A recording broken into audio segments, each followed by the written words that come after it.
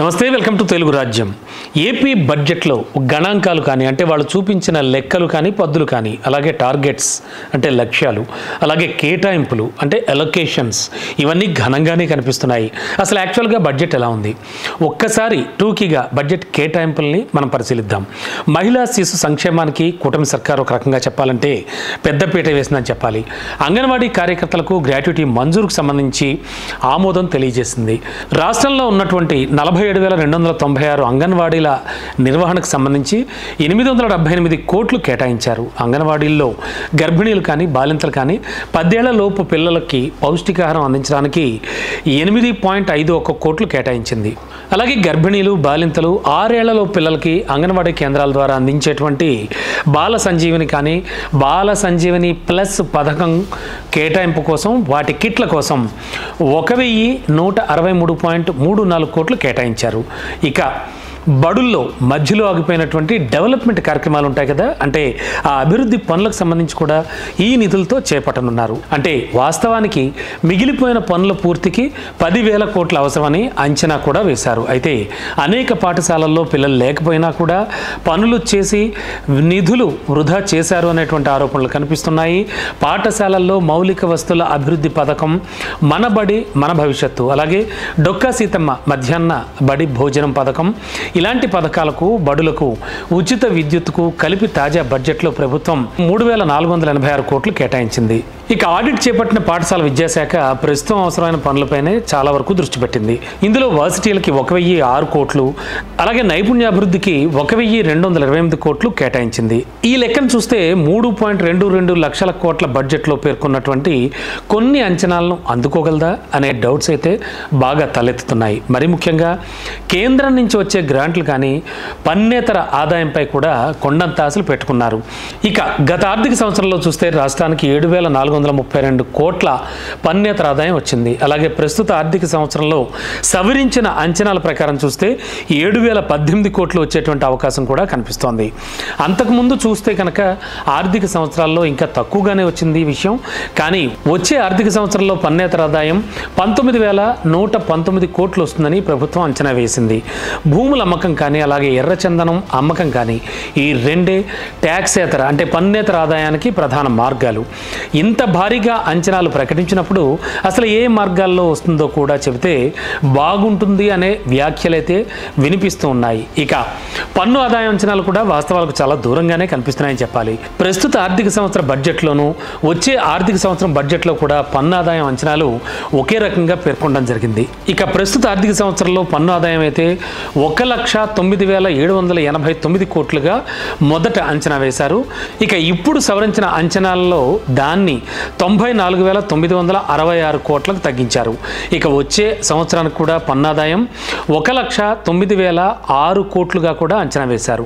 ఇక సవరించిన అంచనాల కంటే దాదాపు 14,040 కోట్లు పెంచేశారు. ఇది ఎంతవరకు సాధ్యపడుతుందో మరి చూడాలి. అలాగే కేంద్రం ఇచ్చే గ్రాంట్ ఇన్ ఎయిడ్ పై కూడా భారీగానే ఆశలు పెట్టుకుంది రాష్ట్ర ప్రభుత్వం. ప్రస్తుత ఆర్థిక సంవత్సరంలో సవరించిన అంచనాల ప్రకారం చూస్తే గ్రాంట్స్ ఇన్ ఎయిడ్ రూపంలో వచ్చేది 21,966 కోట్లు. ఇక వచ్చే ఆర్థిక సంవత్సరంలో వీటిని అమాంతం పెంచి 32,384 కోట్లుగా చూపించారు. అంటే 10,418 కోట్లు ఎక్కువగా అంచనా వేశారు. ఇక కేంద్రంలో అనుకూలమైన ప్రభుత్వం ఉన్నటువంటి ప్రస్తుత తరుణంలో తాము అనుకుంటున్న మేరకు నిధులు రాబట్టవచ్చని బహుశా రాష్ట్రం భావిస్తున్నట్టుంది. సరే, ఇక వచ్చే ఆర్థిక సంవత్సరంలో అన్ని మార్గాల్లో కలిపి 1,04,382 కోట్ల అప్పులు చేస్తామని కూడా బడ్జెట్లో క్లియర్ కట్గా చెప్పారు. అసెంబ్లీలో ప్రవేశపెట్టినటువంటి బడ్జెట్లో ప్రభుత్వం అప్పుల వివరాలు మాత్రం దాచిపెట్టిందని చెప్పాలి. దీనికి కారణం ఏమిటో కూడా తెలియరావడం లేదు. సరే, ఒక్కచోట మాత్రం జిఎన్డిపిలో రాష్ట్ర అప్పుల శాతం ఎంత అని చెప్పడం కోసం అస్పష్టంగానే చూపించారంటే క్లియర్గా లేదు. ఇందులో పబ్లిక్ డెట్ 6 లక్షల కోట్లు దాటిందని కూడా మనకు అర్థమవుతోంది. కానీ ఖచ్చితంగా ఎంతనే చెప్పాలనే ఉద్దేశం ప్రభుత్వానికి లేనట్టుగా అర్థమవుతోంది. కనీసం కూటమి ప్రభుత్వం అధికారంలోకి వచ్చిన తర్వాత విడుదల చేసినటువంటి శ్వేతపత్రంలో పేర్కొన్న అరకొర అప్పులు కూడా ఇప్పుడు బడ్జెట్లో వీళ్ళు ప్రస్తావించలేదు. కానీ అప్పులపై చెల్లించాల్సిన వడ్డీలు కానీ అసలు లెక్కలు మాత్రం స్పష్టంగానే చెప్పుకొచ్చారు. రాష్ట్ర ఆర్థిక వ్యవస్థ చాలా దయనీయంగా ఉన్న ప్రస్తుత తరుణంలో అప్పులపై బడ్జెట్ పత్రాల్లో మరింత ట్రాన్స్పరెన్సీగా అంటే పారదర్శకంగా ఉండాల్సిందే అంటూ నిపుణులైతే అభిప్రాయపడుతున్నారు. ఇక రాష్ట్రం కానివ్వండి, కేంద్రం కానివ్వండి, వస్తున్న రాబోతున్న ఆదాయం నుంచి లేదా చేస్తున్న అప్పుల నుంచి పెట్టే ఖర్చు అనేది రెండు రకాలుగా ఉంటూ ఉంటుంది. ఒకటి తప్పనిసరి ఖర్చు, రెండోది జనాలకు పంచే ఖర్చు. ఈ తప్పనిసరి ఖర్చు అనేటువంటిది ఉద్యోగుల జీతభత్యాలు కానీ, ఎంపీలు ఎమ్మెల్యేల ఖర్చులు కానీ, అలాగే మెయింటెనెన్స్ ఛార్జెస్ అంటాం కదా, నిర్వహణ ఖర్చులు కానీ. ఇక రెండోది సంక్షేమం పేరుతో జనాలకు పంచేటువంటి ఖర్చులు, అంటే వాళ్ళకి పంచే డబ్బులు కావచ్చు, పథకాలు కావచ్చు. ఇవి కాక మూలధన వ్యయం, అంటే ఇది చాలా కీలకం అని చెప్పాలి. అంటే పెట్టుబడి వ్యయం ఏదైనా సరే స్థిరమైన పనులు చేయడానికి, ప్రగతి కారకమైనటువంటి పనులు చేయడానికి, అంటే డెవలప్మెంట్ కోసం చేయడానికి చేసే వ్యయంగా ఉంటుంది. ఆ ఎక్స్పెండిచర్ కింద ఉంటుంది ఇది. కానీ ఏళ్ళు గడుస్తున్న కొద్దీ కూడా ఈ పెట్టుబడి వ్యయం అనేది మాత్రం బాగా తగ్గుతూ వస్తోంది. మనం గమనిస్తే రెవెన్యూ వ్యయం పెరిగిపోతుంది బాగా. ముఖ్యంగా జీతాలు కానీ, అంటే శాలరీస్ కానీ, పెన్షన్స్ కానీ, ఇవన్నీ ప్రభుత్వ ఖజానాకి ఒక గుదిబండగా మారిపోతూ ఉన్నాయి. మరి జీతాలతో సమానంగా పింఛన్ల వ్యయం కూడా ఉంటుందని చెప్పచ్చు.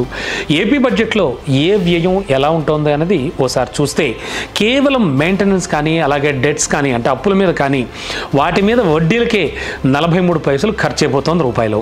ఇక మిగిలిన 57 పైసల్లో చూస్తే సంక్షేమ కార్యక్రమాలకే 18 పైసలు పైగా ఖర్చు అయిపోతుంది. అంటే ఇక మిగిలినంత 39 పైసలు. ఇవి మాత్రమే వివిధ శాఖలకు కానీ సర్దుబాటు చేయాల్సి ఉంటుంది. మళ్ళీ వాటిల్లో కూడా ఆయా శాఖల ఖర్చులు ఉంటాయి.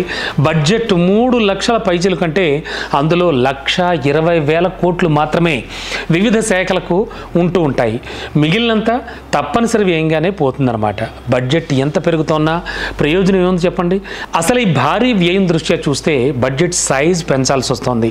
ఎందుకంటే వచ్చిన రూపాయి వచ్చినట్టుగా ఖర్చు పెడితే ఏమీ ఉండదు.